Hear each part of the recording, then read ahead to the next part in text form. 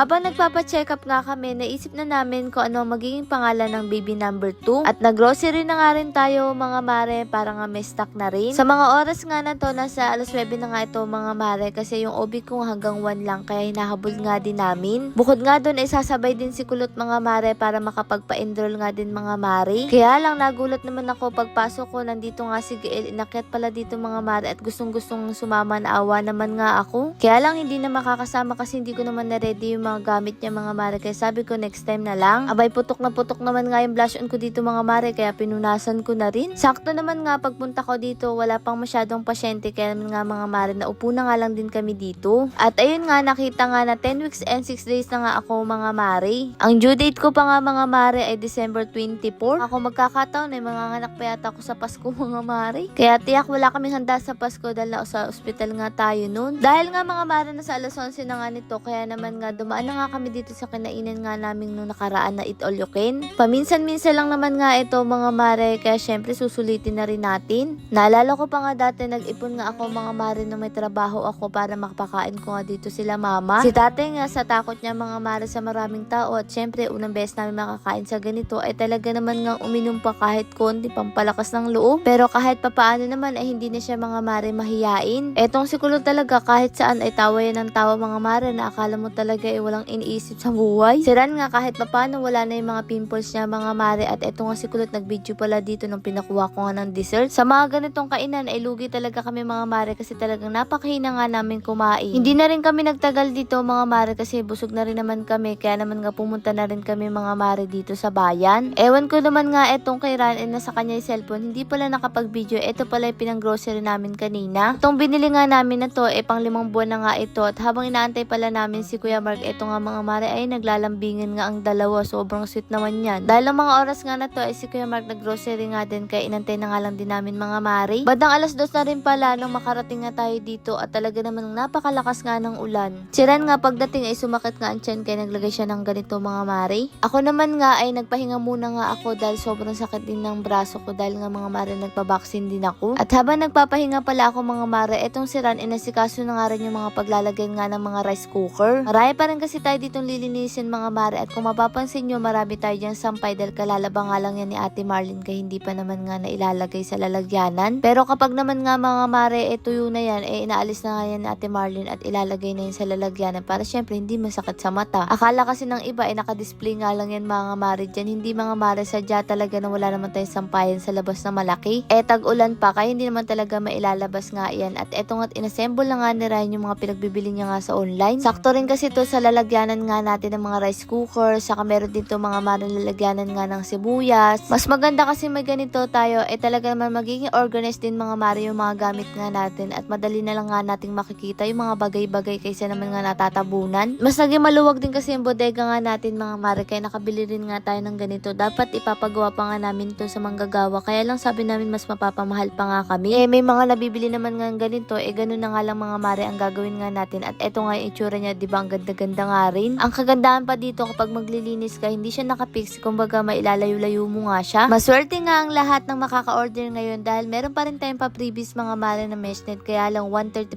pieces na nga lang yun. Salamat sa walang sawang pag-order ng Marie Glow natin mga mare at sa lahat ng nagustuhan ng Marie Glow at sa lahat ng nagbibigay ng feedback maraming pong salamat sa inyo. O siya mga mare nasa bandang alas 6 na nga to pero tingnan nyo naman nga ang liwanag pa nga rin dito sa atin dahil hindi nga makakapasok mga mare ang lalamove kaya sinundo na nga lang nila dahil may nakaharang nga sa daanan. Naman nga nagkulong-kulong na nga lang sila mga mare at eto't pinagtulungan na nga nila tatay. Eto pala mga mare ang Marie Glow soap natin na pwede nga pang travel na talagang magugustuhan nyo nga rin to mga mare at eto't binuklat na nga namin. Dumating na rin pala ang sample natin mga mare ng sunscreen bale pangalawa na nga ito. Syempre gusto talaga namin mga mare kung maglalabas talaga tayo ng sunscreen yun talaga naman ngang maganda na. Etong sample nga na to mga mare yan sinubukan ko nga at tuwang-tuwa naman ako ang ganda niya mga mare sa balat. As a morena nga talagang hirap na hirap ako mga mare makahanap nga ng sunscreen na hindi ako magkukulay gray. Minsan kasi nagiging gray ako mga mare sa sunscreen o kaya naman nga violet dahil nga hindi angkop sa kulay ko. Pero dito nga mga mare natuwa naman nga ako talagang napakabilis niyang i-blend at talaga naman mga maring maganda at mabango. Pero syempre update ko pa rin kayo mga mare kung talagang maganda nga to sa mga morena.